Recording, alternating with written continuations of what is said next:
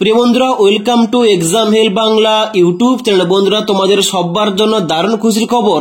এখন বর্তমানে কেন্দ্র সরকারের তরফ থেকে নতুন একটি চাকরির বিজ্ঞপ্তি প্রকাশ করা হয়েছে, যেখানে কনস্টেবল, হেড কনস্টেবল এবং সাব ইন্সপেক্টর পোস্টে তোমরা অনলাইনে আবেদন করতে পারবে, যেখানে বেতন মূল্য খুব ভালো রয়েছে এবং এখানে তোমাদের চাকরি হলে কেন্দ্র সরকারের আন্ডারে তোমাদের চাকরি হবে। তাই অফিসিয়াল নোটিফিকেশন অনুযায়ী এখানে মোট কত শূন্যপদ রাখা হয়েছে, এখানে কোন কোন পোস্টে তোমরা কারা কারা আবেদন করতে পারবে, আবেদন করলে সিলেকশন তোমাদের কয়টি ধাপে হবে, পরীক্ষার প্যাটার্ন কিরকম রয়েছে, তার সঙ্গে সঙ্গে অ্যাপ্লিকেশন ফিস কত লাগছে, কিভাবে তোমরা আবেদন করবে, A to Z সম্পূর্ণ তথ্য নিয়ে আজকের ভিডিওটিতে আলোচনা করবো। তাই অবশ্যই তোমরা ভিডিওটি না টেনে শেষ পর্যন্ত দেখে নাও। তো বন্ধুরা, অনস্ক্রিন দেখতে পাচ্ছ অফিসিয়াল ফুল নোটিফিকেশনটা ওপেন করে রেখেছি। এখানে দেখতে পাচ্ছ প্রথমে লেখা রয়েছে Indo Tibetan border police force, ministry of home affairs, government of India. যেখানে তোমাদের বলা হচ্ছে details advertisement for recruitment to the post of sub inspector telecommunication এবং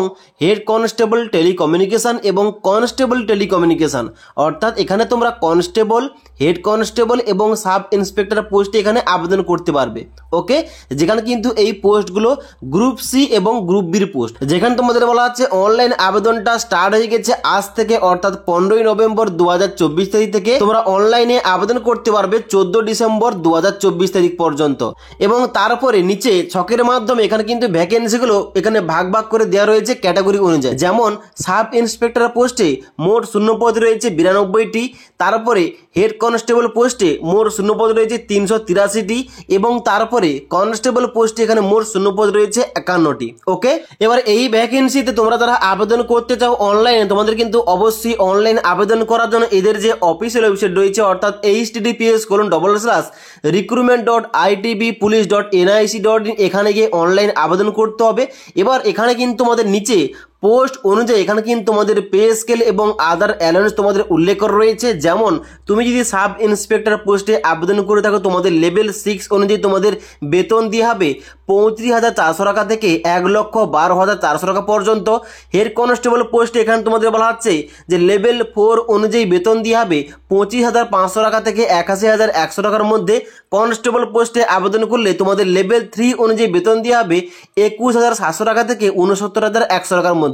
তার সঙ্গে সঙ্গে এখানে তোমাদের নিচে আদার অ্যালাউন্স সম্বন্ধে কিন্তু A to Z বল রয়েছে। তারও দেখতে পাচ্ছ এলিজিবিলিটি কন্ডিশন, অর্থাৎ এই সমস্ত পোস্টে তোমরা কারা কারা এলিজিবল, কারা কারা আবেদন করতে পারবে দেখেন। এখানে কিন্তু তোমাদের 4 নম্বর পয়েন্টে এজ লিমিট উল্লেখ করা রয়েছে। সাব ইন্সপেক্টর পোস্টে কিন্তু এখানে তোমাদের এজ লিমিট রয়েছে 20 থেকে 25 বছরের মধ্যে। এবং তারপরে হেড কনস্টেবল পোস্টে আবেদন করতে হলে তোমাদের এজ লিমিটটা হতে হবে 18 থেকে 25 বছরের মধ্যে। এবং কনস্টেবল পোস্টে আবেদন করতে হলে তোমাদের এজ লিমিটটা হতে হবে 18 থেকে 23 বছরের মধ্যে। ক্লিয়ার? তারপর দেখতে পাচ্ছ নেক্সট তোমাদের এখানে 4-2 পয়েন্টে এডুকেশন কোয়ালিফিকেশন উল্লেখ করা রয়েছে প্রতিটি পোস্ট অনুযায়ী। যেমন তোমরা যদি সাব ইন্সপেক্টর পোস্টে আবেদন করতে যাও, এখানে বলা হচ্ছে যে bachelor degree in science with physics, chemistry and mathematics or information technology অথবা কম্পিউটার সায়েন্স অথবা ইলেকট্রনিক্স অ্যান্ড কমিউনিকেশন অথবা electronics and instrumentation from a recognise university. এই সমস্ত তোমরা যদি সাবজেক্টে ব্যাচেলার ডিগ্রি কমপ্লিট করে থাকো, তোমরা কিন্তু এখানে সাব ইন্সপেক্টর পোস্টে আবেদন করতে পারো। ওকে, তারপর এখানে বলা হচ্ছে হেড কনস্টেবল। এই হেড কনস্টেবল পোস্টে কারা কারা আবেদন করতে পারো, এখানে কিন্তু তোমাদের বলা হচ্ছে 10+2 pass with physics, chemistry, mathematics having aggregate of 45% marks in physics, chemistry এবং mathematics from a recognise board অথবা ইউনিভার্সিটি। অর্থাৎ তোমরা যদি সায়েন্স স্ট্রিম থেকে উচ্চ মাধ্যমিক পাস করে থাকো 45% নাম্বার পেয়ে তোমরা আবেদন করতে পারো। তাছাড়া এখানে তোমাদের নেক্সট বলা আছে 2 নম্বর পয়েন্টে যে 10th class pass recognise board with 2 year industrial training institute certificate in electronics অথবা ইলেকট্রিক্যাল অথবা computer from a recognise institute. অর্থাৎ তোমাদের কিন্তু অবশ্যই তোমরা যদি উচ্চ মাধ্যমিক না পাস করে থাকো, মাধ্যমিক পাস করলে হবে, তবে কিন্তু এখানে তোমাদের এই সমস্ত ট্রেডে তোমাদের 2 বছরের আইটি কমপ্লিট করে থাকতে হবে। তবে তোমরা কিন্তু এখানে আবেদন করতে পারো। তারপরে বলা আছে নেক্সট এখানে 3 নম্বর পোস্ট রয়েছে কনস্টেবল পোস্ট। এই কনস্টেবল পোস্টে আবেদন তোমরা কারা কারা করতে পারবে, এখানে বলা আছে ম্যাট্রিকুলেশন ফর্মে রেকগনাইজ বোর্ড, অর্থাৎ এখানে শুধুমাত্র মাধ্যমিক পাস যোগ্যতায় কনস্টেবল পোস্টে তোমরা আবেদন করতে পারো। তবে এখানে ডিজারেবল কোয়ালিফিকেশন চাওয়া হয়েছে, এই কোয়ালিফিকেশন তোমাদের থাকলেও হবে আর না থাকলেও হবে।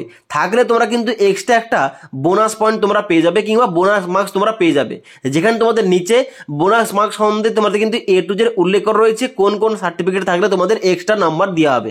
ওকে, এবার তোমরা যারা এই সমস্ত পোস্টে অনলাইনে আবেদন করতে চাও, এখানে কিন্তু তোমাদের অ্যাপ্লিকেশন ফিস সম্বন্ধে কি বলা আছে, তোমরা যারা সাব ইন্সপেক্টর পোস্টে আবেদন করবে, তোমরা যারা ইউআর ক্যাটাগরি, ওবিসি ক্যাটাগরি এবং ইডব্লিউএস ক্যাটাগরি, তোমাদের এখানে 200 টাকা পেমেন্ট করে অনলাইনে আবেদন করতে হবে। এবং হেড কনস্টেবল এবং কনস্টেবল পোস্টেরও কিন্তু এখানে তোমাদের 100 টাকা ফিস পেমেন্ট করে অনলাইনে আবেদন করতে হবে। কিন্তু তোমরা যারা SC category, ST category, ex serviceman ও ফিমেল ক্যান্ডিডেট, তোমাদের কিন্তু কোন রকম ফিস এখানে লাগছে না, তোমরা কিন্তু বিনামূল্যে সবাই এখানে আবেদন করতে পারবে যে কোনো পোস্টে। ওকে, এবার তোমাদের 6 নম্বর পয়েন্টে বলা আছে সিলেকশন প্রসেস। এখানে তোমরা যে কোনো পোস্টে আবেদন করলে তোমাদের সিলেকশনটা কয়টি ধাপে হবে। এখানে দেখতে পাচ্ছ তোমাদের ফেজ 1 কি বলা আছে, ফেজ 1 তোমাদের হবে ফিজিক্যাল এফিসিয়েন্সি টেস্ট, আর তোমাদের কিন্তু এখানে বেসিক্যালি রানিংটা চেক করা হবে। এবং এখানে পিইটি হওয়ার পর তোমাদের নেক্সট হবে ফিজিক্যাল স্ট্যান্ডার্ড টেস্ট, আর তোমাদের কিন্তু পিএসটি চেক করা হবে, আর তোমাদের এখানে হাইট এবং চেস্ট মেজারমেন্ট করা হবে। এবং তারপরে ফেজ 2 তোমাদের থাকবে রিটিন এক্সামিনেশন। এই রিটিন এক্সামটা আবার তোমাদের পোস্ট অনুযায়ী আলাদা আলাদা ভাগ ভাগ করে দেওয়া রয়েছে। যেমন তোমরা যদি এখানে কনস্টেবল পোস্টে আবেদন করতে যাও, তোমাদের বোর্ড রাখি এখানে তোমাদের 100 নম্বরে পরীক্ষা নিয়ে হবে, যেখানে জেনারেল ইংলিশ কিংবা জেনারেল হিন্দি থেকে তোমাদের 20টা কোশ্চেন 20 নাম্বার, জেনারেল অ্যাওয়ারনেস থেকে 25 নাম্বার, রিজনিং অ্যাবিলিটি থেকে 25 নাম্বার, কোয়ান্টিটিভ অ্যাপটিটিউড থেকে তোমাদের এখানে 30 নাম্বার রয়েছে। অর্থাৎ এখানে তোমাদের 100 নম্বর লিখিত পরীক্ষা নিয়ে হবে, যার জন্য তোমাদের টাইম দেওয়া হবে 2 ঘন্টা। ক্লিয়ার? এবার এই লিখিত পরীক্ষাটা হওয়ার পর নেক্সট তোমাদের ফেজ 3 কি হবে, ফেজ 3 হবে তোমাদের ভেরিফিকেশন অফ অরিজিনাল ডকুমেন্টস, যেখানে কিন্তু অবশ্যই তোমাদের সমস্ত রকম ডকুমেন্টসগুলো যাচাই করা হবে, ভেরিফাই করা হবে। তারপরে ফেজ 4 কি থাকবে, ফেজ 4 তোমাদের থাকবে মেরিট লিস্ট, যেখানে কিন্তু অবশ্যই তোমাদের ক্যাটাগরি অনুযায়ী মেরিট লিস্টগুলো বের হবে। এবং এই মেরিট তোমাদের নামটা থেকে থাকলে তোমরা সিলেকশন পেলে তোমাদের নেক্সট হবে ডিটেলস মেডিকেল এক্সামিনেশন এবং তারপরে রিভিউ মেডিকেল এক্সামিনেশন এবং তারপর তোমাদের ফাইনাল সিলেকশনটা হয়ে যাবে। ওকে, তো আশা করি তোমাদের বলতে পারলাম এখন যে বর্তমানে আইটিবিপি তরফ থেকে কনস্টেবল, হেড কনস্টেবল এবং সাব ইন্সপেক্টর পোস্টে এখানে যে অফিসিয়াল নোটিফিকেশন আউট করা হয়েছে, অনলাইন আবেদন প্রক্রিয়া চলছে, এখানে তোমরা কোন কোন পোস্টে কারা কারা আবেদন করতে পারবে, আবেদন করলে কয়টি ধাপে সিলেকশন হবে এবং তার সঙ্গে সঙ্গে এখানে বেতনমূল্য কীরকম রয়েছে পোস্ট অনুযায়ী, এবং আবেদন করার জন্য তোমাদের অ্যাপ্লিকেশন ফিস কত লাগছে, পরীক্ষার প্যাটার্ন কীরকম, A to Z তোমাদের বলে দিলাম। এবার যদি তোমরা এখানে অনলাইন আবেদন করতে চাও, অনলাইন আবেদন প্রক্রিয়া নিয়ে ডিটেলস ভিডিও চাও, নিচে আমাকে অবশ্যই কমেন্ট করে জানাতে হবে। তাছাড়া আজকের এই ভিডিওটির আপডেট তোমাদের ভালো লেগে থাকলে একটি লাইক করবে এবং বন্ধুদের অবশ্যই ভিডিওটি শেয়ার করে দেবে।